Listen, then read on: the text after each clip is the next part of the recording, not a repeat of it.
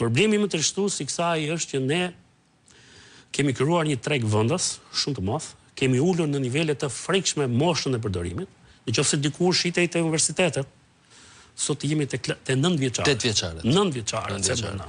Pra, ti po të lëvizësh rrugicave të Tiranës, sidomos në këto oraret e mbrëmjes, e ndjen unë që s'kam pirë kurrë një time për shembull cigare, po jam futur parcela pafund, kam dhënë pafund dhe kur dilja dhe vetë isha i dopuar nga vetëm nga aroma që lëshon, sidomos kur është në momentin e pjekjes. Ajo lëshon një aromë dhe i rrëshirë që vërtet nuk ishte resara, po të kapten kordoca e poshtë, boll të kaloje. Kështu që në rastin konkret, ne kemi krijuar treg të brendshëm, varësi të brendshme, i kemi çuar fëmijëve tanë. Pra sot, se dikur kur kultivojnë thama se atyre europianëve po ja çojnë, po fitojnë një lekë, ja ushesin atyre. Tani është e kundërta. Tani po na marrin lekët nga xhepat se po e shesin fëmijëve tanë. Dhe motoja e kartelit të Medelinit, karteli më i madh në botë, pra i Escobarit, mba mend se kush ka qenë. Fëmijët tuaj janë e ardhmja jo.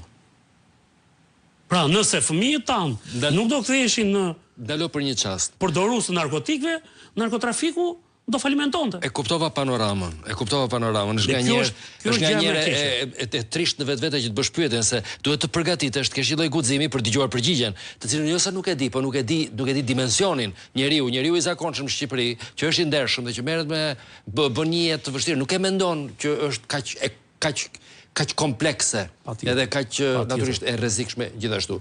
Shikoj tani, çfarë përshtypje ose më saktë, vazhdon Aruba apo 5 takimet të bëj kurioz akoma ty dhe e dyta, që është një, do të thënë dhe pse, natyrisht. Dhe pseja tjetër është pse qen ka kaq e vështirë që me një lloj kurajo kirurgjikale të paktën njëri nga këto takime të thuhet kush ka qenë nga pushteti aty.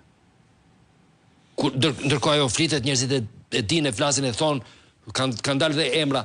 Pse institucionet dhe zbatuese, pse në rastin konkret SPAK-u nuk futet ke kjo pjesë, ose duket sikur nuk futet me aq informacion sa kemi ne?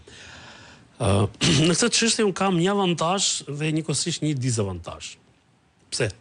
Praktikisht jam gjykatën penale në Tiranë, i akuzuar për se kam publikuar takimin e Arubës, unë kam zgjedhur që 2022.